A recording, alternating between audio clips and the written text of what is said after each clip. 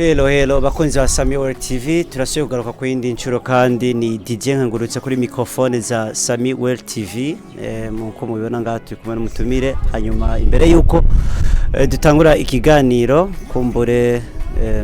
nagoma maze sabe abakunzi ba Samy-well TV mugende kuri channel ya Samy-well TV d'abord manze mugire subscribe s'abonner na share biradufasha cyane uko mubibona rero turi kumwe n'umutumire nibaza yuko kuri twebwe ntasanzwe hanyuma nagira manze ndamusabe kwanza abanze yidondore mutumire kaze muri salo za Samy-well TV. Merci. Nitwa G.Wiz B. Nkaba ndi umuhanzi umuhinyanyuzi nkora stereo rap ndi umuraperi. Uravuze ko yitwa G.Wiz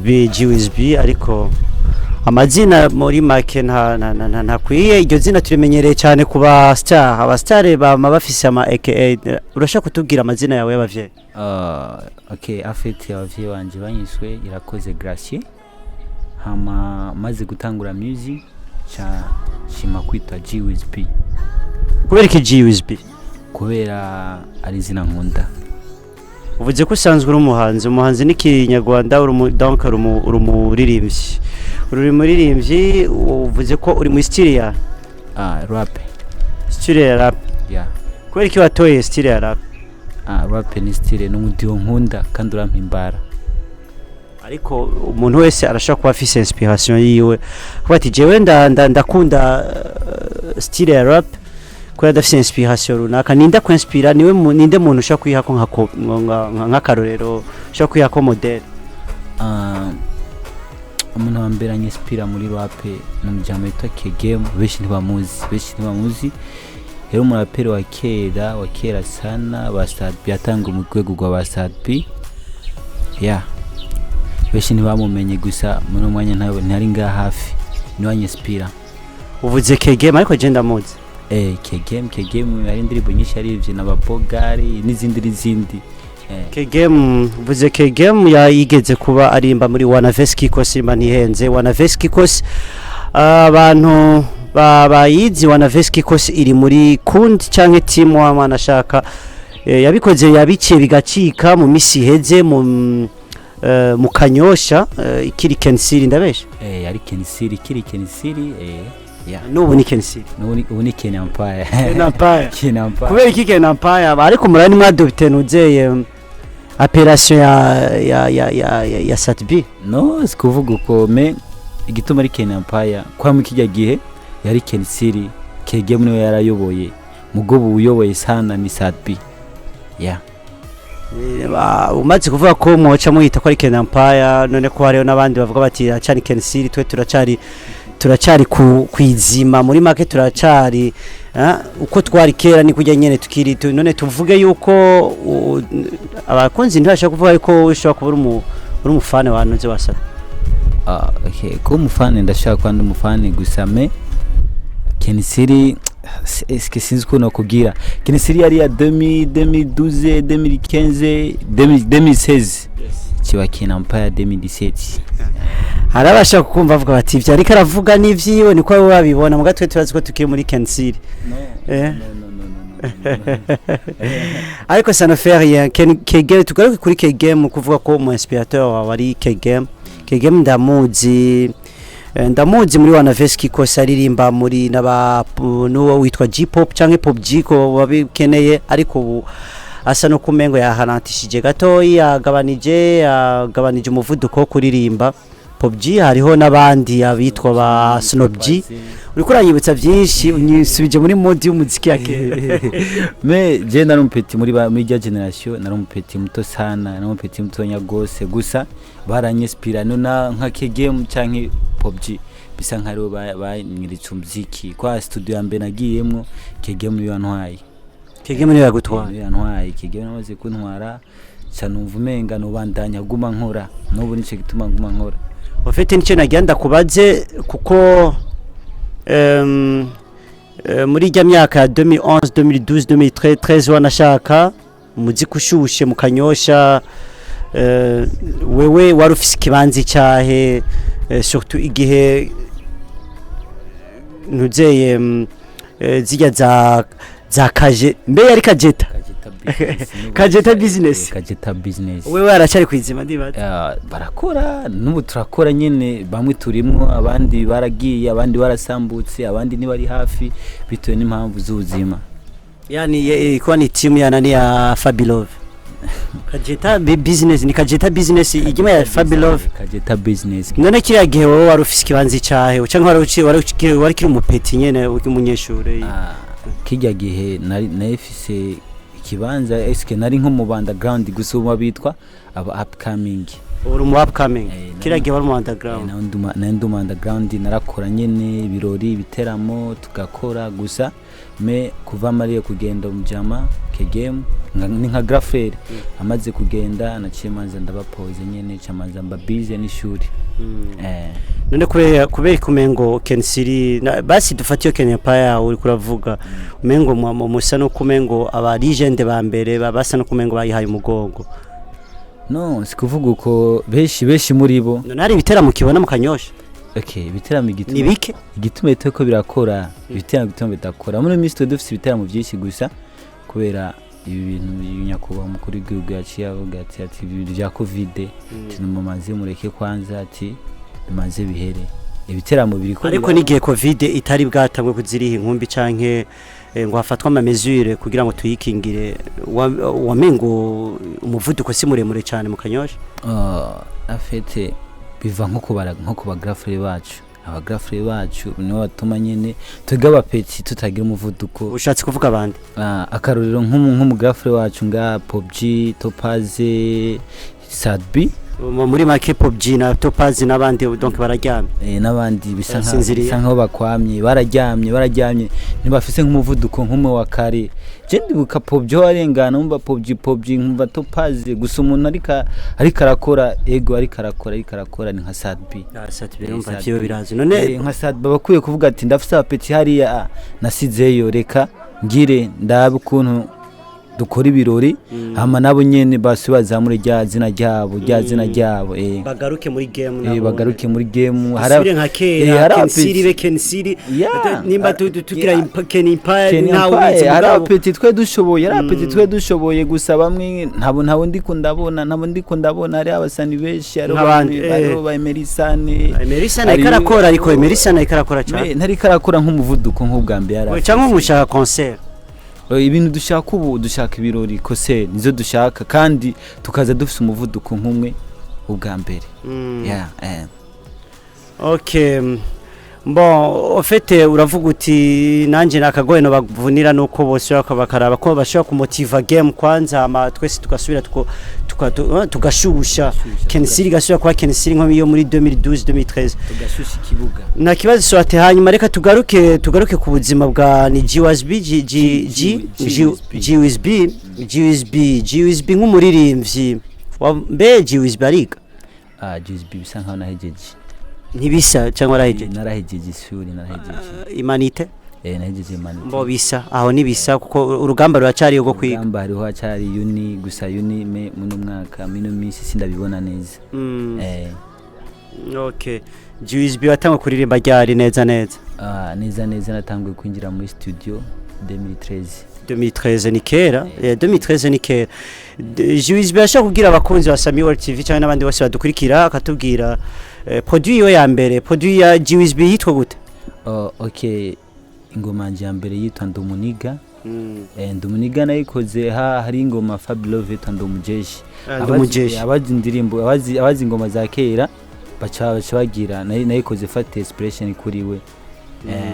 hanyuma kandi uravuze ngo ko wakoze ingoma Ndumuniga ufatiye kuri we nagerageje kumviriza produit zawe ama audio kubera iki umuntu ariko arakumviriza ufise ton ya Fabilove kubera iki no sindirimba nka Fabilove nivyo turakumva nko menguririmba nka Fabilove urazi umupeti yitwa Berkris Berkris no ntawonzi kwego tamuzi Berkris mu Kanyosha ntawonzi kweli nawe umufana wa Fabilove gose ntawe nzi wari umufana ntawe nzi naho ndabona mu itere sindabona ibikorwa vyiwe usanga ari muri vare wawe mugoma beef ntawe nzi na beef je nigera ngira na beef je ndikunda kora uzovuga nk'abarangwa ngo je ngo naka ngo ntawe nzi vraiment nguvuga nti imagine toi vraiment umuntu mufana muri quartier abo zabona mbe uvuze tandi Belle Chris afise itizingaye utagwe aho cyo cyarumva yuko cyarumva ko ari vya bindi rero mu Belle Chris ntawe nzi mu basani nta uyoba ari karakora gusa umwe yambarira menshi ama miliyoni kanyosha naho hari ndisure septa kumunsi ufe kumwirengagiza nawe nzi ariko reka tugaruke gato jengerageje kumviriza namvise yuko mengo ufise ton accent nk'iya naho bitari neza ariko ufise ton accent nk'iya Fabilove sinzi uri umufane uramukunda canke bigemeze gute kwe kutavuze ko ari wari mu inspirateur wa Fabilove n'umuntu turi kumwe mikundi ya Kajeta mwari kumwe mikundi ya Kajeta kegema amaze kuva mu ikundi bitwa Wanavesi yacakora ikundi yitwa Amacumu Wanavesi Kikosi yamaze kuva muri Wanavesi Kikosi yacakora yitwa Amacumu imaze gusambuka canja muri Kajeta me urumva muri Kajeta maze kujayo ibintu nyene ntivyagenda nko ndabishaka cyamvuga ateka nkore kwiwanje nyene umurapere G.Wiz B siko none twanyotewe murapere G.Wiz B abari ko baradukurikira barashaka kwibaza bati none uwo murapere nabanze na duhonje kwanza ifo duheze avangu kwanza twumve okay let's go urazi neza yuko twagendanye kandi twakuranye n'amadini twakoranye mugoye kuva kera ingeso y'urusaku warayamanye ntwiharirize ndakuzi cyane kuva kera tukiri bato wewe wamifise ingeso y'abako what up let's go ndumva ni savra ndumva ni bon kubera ikinone kubera ko ushira imbere rap ndio kubera ko abeshi ndabona umengo bari atire cyane na R&B sinzi kubera iki bape n'umudiho nkunda n'umudiho jeje ndumvise aho ndi cyamvuga ati wana salute kubera rap nikora umwana rap ikora umuntu ababizi rap apa ingoma umaze gukora ingoma zingahe ku murongo zose hamwe apari ingoma maze gukora donc apari ijya ya mbere wavuze wahereye ku gitango kugira maze rero gukora rizingana gute zose hamwe zishika kuri zine gusa hariho yindi shasha ngoma kwe kwa mino misi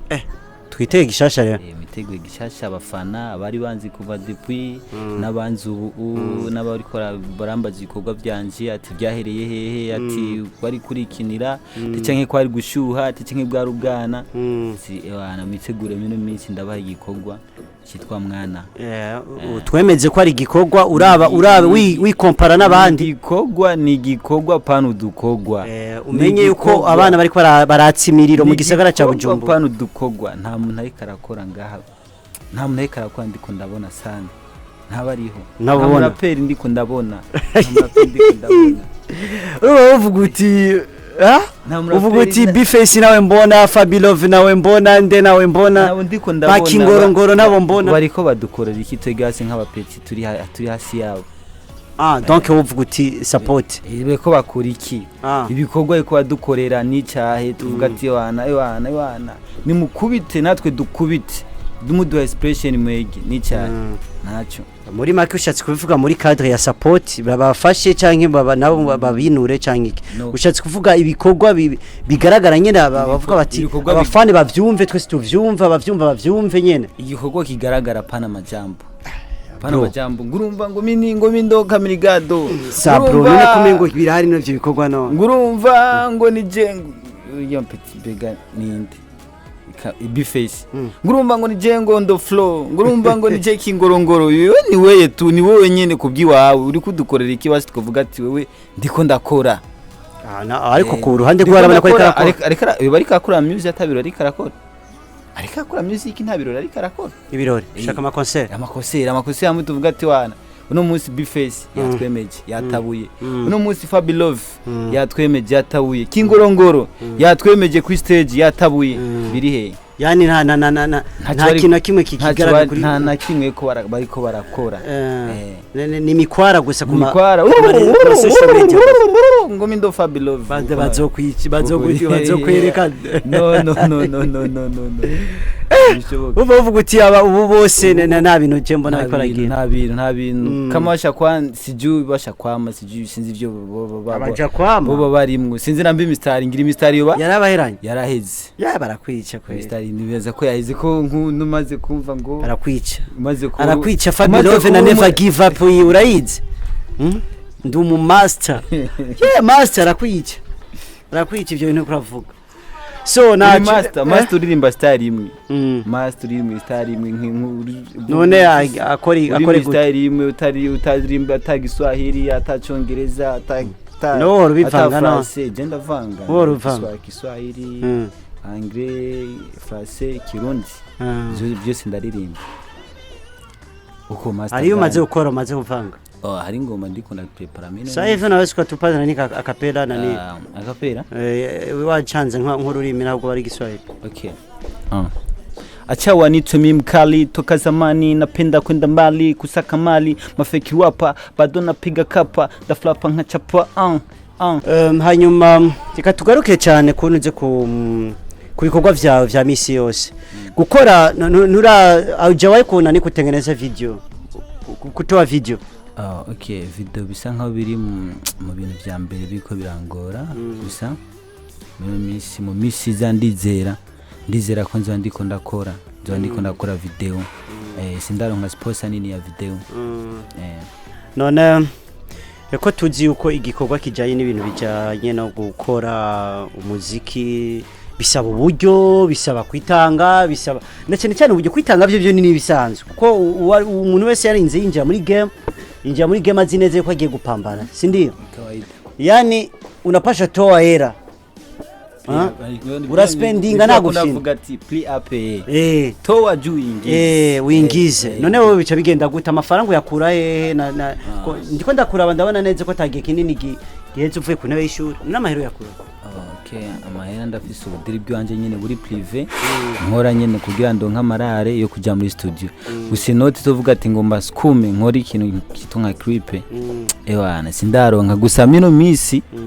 ndizera ndashobora gukora clip ndashobora gukora kabisa ndashobora bizere yuko iyo clip ushobora gukora ari clip izosohoka ari indirimbo shasha ugiye kuduhereza abafana bawe clip izosohoka ni indirimbo shasha gusa pani iyi mwana nzo kwa bitewe n'ibintu naririvyemwo n'ukuntu indirimbo imeze yogora nakwera ivyongora yogora gute kubera yo twara umutahe munini yavyo ntwara uko somation nini ya nanje urumva hari ugasaba support wihagarare ko support ndashaka kuzisaba gusa abantu bubu bafasha ujya muntu babona ati uyu ndamutayemwe imitahe sinzohomba None ni uyemera ati nanje bantaye ku mitahe ntibazohomba okay je kurande gwanya ndashaka kwegera mu manager ati manager ni CD vina hivi manager anambia wewe ujuzoje dupange igikorwa ejo nkaze wa ndi busy higejo nkaza ndi busy ukacusanga gutanga ibintu byo gucengacengana nico gituma je umuziki ngenda slow buke hamwe nkubita yani nta management office uriraba nta management office management ni wewe nyene nije nyene nije ni papa nije ni mama byose G.Wiz B umuntu yo gutera intege kuhaje cyane nabonye none nurashaka kwimvira ko ushaka kugira ntuze cyano plutôt kuja kuri platform nk'abandi surtout YouTube urabona ko nabandi bose umuziki wo mu Burundi ntukimeze nka kera umuziki urariha umuziki usike karabaye akazi ka misi yose urazi bari benshi batunzwe n'umuziki la vie quotidienne yabo bishingiye ku muziki cyane wewe none ubibona gute urafise ntuzeye platform urashaka kudanza umuziki wawe kuri platform kumbure cyangwa igihe cyo muri kazi mara gutangura gukora ntuzeye uramaze kugururaho ndafise account nubwo itari public G.Wiz B kuri YouTube ndafise account yani umuntu agize G.Wiz B kuri nuze kuri YouTube arashaka kubona producer wawe kumbure muri kazoza ko nawe utarashaka kunuze arashaka kubona ibikorwa by'iwanje ukuntu bimeze avuga ati umpetari karakora hama kagira sabone hariya gafenda na like kugira nanje ibikorwa byanje ugitangura ibikorwa byanje bitere biduga gusa ndabazani umuziki rap apana za rap za zindi ngurumva nabwo ibyo ndi ngo rap yuda ngo rap ngo kamirigado ngo rap ngo sijui nini ni rap to town none G.Wiz B twitega ico gikorwa gishasha ryari ko urabona monsheramine urabe no kwite squata kubera ubu budget flavor irashushe ubu muziki urashushe ndari muri industrie musicale mu Burundi surtout Bujumbura urazi ko ari ibintu sinovuga ko bitoroshe ubu abapeti bose baraguruka urarere nico tubana ubwiye ati urabe uangaliye sipigi swata papa ya mari papa kandi urutugu nturukura gasumbi zose papa ni inde no okay abareganda bemera kandi ndabubaha haru n'abapeti cyangwa upetaje arajejo ngo mumindo mimi ngo je ndinde oya namba batanguye game 2015 2008 arapeti batanguye 2008 2010 bariko bararaba byo muri ko murakora inamana nani ico gikorwa retu citege ryari neza ntura precise neza itariki no kwezi okay ukwezi ndamaze kumenya ni mu kwa kabiri mu kwezi kwa kabiri harageze gusa itariki no ntara precise neza ntura precise neza itariki reka rero bakunzi ba Samy-well TV namwe mwese mukurikirana umuziki ndundi kumbure surtout n'abafana b'abarapper twitege igikorwa ca G.Wiz B nyene tucitege novuga yuko impatient siko mu kwa kabiri mu kwezi kwa kabiri kumbure ngira ngo mu kwezi kwa kabiri tuzosubira kwakira G.Wiz B muri salon canke studio za Samy-well TV kugira ngo adupresenter canke adupresentire igikorwa ciwe gishasha azoba yakoze kugira ngo dushobore kucumvisha abafane biwe ego kwe ntugire ikibazo mu kwa kabiri nzobamenyesha amatarike hama ndakibazanira mu cyumve hama n'abafani muze kuri YouTube no kunzindi channel mumve igikorwa apana twadukogwa mumve igikorwa zoba nabakoreye G.Wiz B reka tugutera intege cyane hama tuteko turangiza ikiganiro nkuko mubibona twari muri salon za Samy-well TV G.Wiz B tugushimire cyane gose okay merci namwe mwakoze mwakoze kweri igikorwa mwankoreye ndaryohewe ndanezerewe merci mugumuko nyene wose biki abakunzi ba Samy-well TV G.Wiz B ikintu basaba ni kugira sabone kuri platform ya kuri channel yacu ya Samy-well TV bagire sabone bafyonde na like kugira ibikorwa byanyu bitere bije imbere merci beaucoup natwe turagushimiye cyane bwana G.Wiz B twumvise ko umurapere mwiza reka rero tugushimire cyane turagushimiye cyane kumbure je nejo canke rya ejo ngira ngo nitwa so guhamagara twitaba neza ego merci namwe murakoze okay nzoza ego cyane bakunzi ba Samy-well TV aneho tugarukirije ikiganiro cyacu n'umustar wacu twatumiye nk'umutumire wa Samy-well TV twabasaba yuko imbere ko tuvana utarabikora ce abangukira kuri channel za yacu ya Samy-well TV wandika Samy-well TV hanyuma ugire sabone cyangwa subscribe uzoba dufashije cyane na cyane ukomeze ubona ibiganiro byacu kandi ukomeze ubona ama produit yacu ko tuyasohora buri munsi murakoze cyane umunsi mwiza respect